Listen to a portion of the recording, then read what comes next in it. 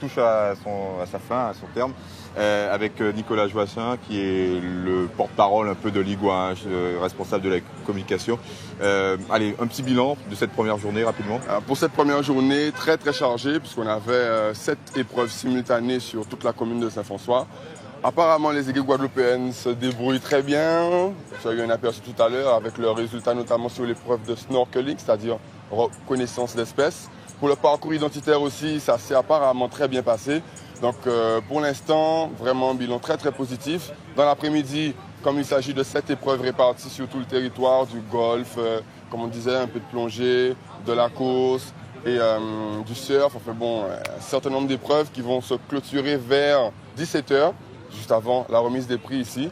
Et donc je pense qu'à ce moment-là, on saura clairement quelle est la première équipe en tête de cette première édition de Ligua. Alors justement, toute la semaine, ça va se dérouler sur différents sites, différentes communes de la Guadeloupe. Les temps forts, les rendez-vous importants? Les rendez-vous importants, c'est encore ici à Saint-François demain. Après-demain, donc mardi, à Marie-Galante. Nous irons ensuite sur la Basse-Terre avec Saint-Claude, puis Vieux Habitants. Et nous aurons ensuite une clôture vendredi sur la place de la Victoire. Donc c'est là que nous saurons le nom de la première équipe gagnant de Ligua. Et à chaque fois, des épreuves un peu extrêmes, particulières. On peut en citer quelques-unes? Tout à fait, il y a vraiment toutes sortes d'épreuves. Il y a des épreuves extrêmes, comme tu disais. Il y a aussi des épreuves innovantes, comme j'ai cité tout à l'heure, le parcours identitaire. Il faut savoir aussi que certaines fois, ils seront vraiment amenés à se débrouiller seuls, comme par exemple ce soir, pour l'épreuve de parcours alors nocturne, où on leur donnera tout simplement une boussole et une carte. J'espère qu'il ne va pas pleuvoir. Et qu'ils vont retrouver leur chemin, puisqu'ils auront très peu de temps pour dormir, pour repartir aussitôt dès demain soir à Marie-Galante.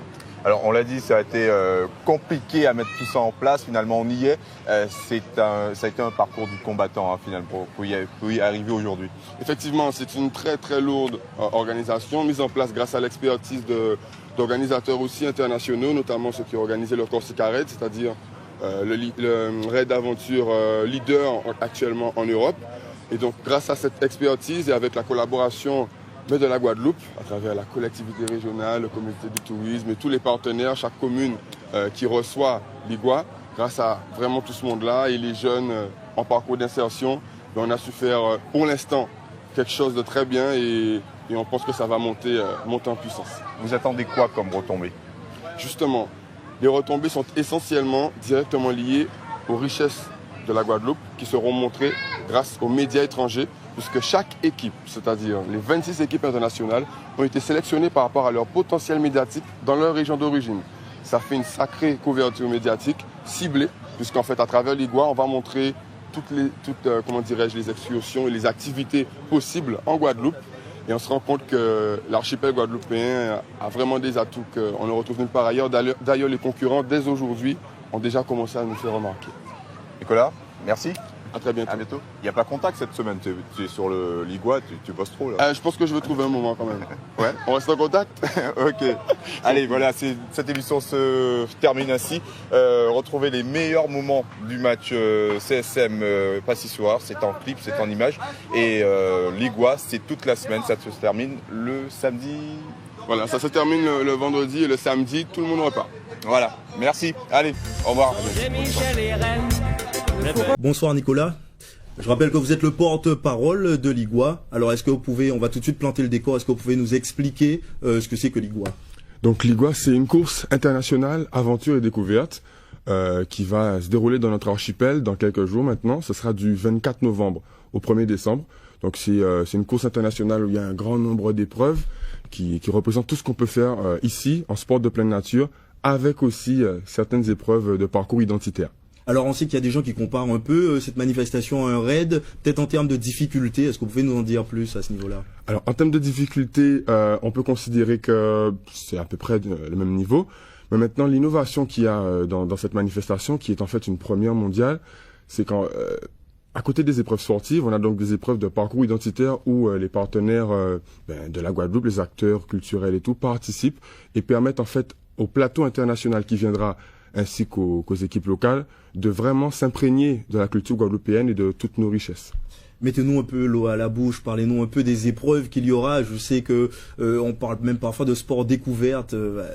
Alors en fait, on a toutes sortes d'activités qui sont possibles. En gros, on aura des sports nautiques, donc surf, ainsi que des sports sous l'eau, donc du snorkeling et tout, avec de la reconnaissance de certaines espèces, donc d'où l'aspect écologique et culturel.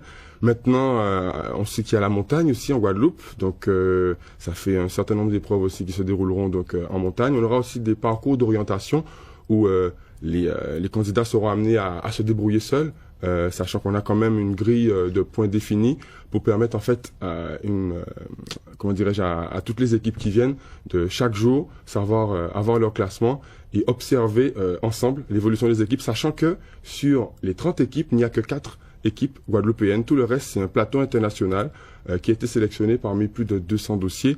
Il y a à peu près combien de personnes Alors, c'est des équipes de 2, des équipes de 2, sachant que on a une vingtaine de nationalités représentées et qu'en fait, il y a un très bon niveau. Entre autres, je sais qu'il y a il y a un champion du monde de kayak, il y a la quadruple championne du monde de surf. Donc, en gros, c'est vraiment de la qualité. Merci beaucoup Nicolas. Est-ce qu'on peut encore s'inscrire très rapidement Alors en fait, les inscriptions sont clôturées depuis un certain temps. On aura la chance d'avoir mardi prochain, lors de notre conférence de presse à l'hôtel de région, on verra les équipes guadeloupéennes sélectionnées. Et dans le cadre de ce projet-là, vraiment, on souhaite générer une dynamique en Guadeloupe et on remercie tous les partenaires qui participent au projet et notamment la région. En tous les cas, merci beaucoup Nicolas Joachim d'être venu sur notre plateau. Je rappelle que vous êtes le porte-parole de Ligua.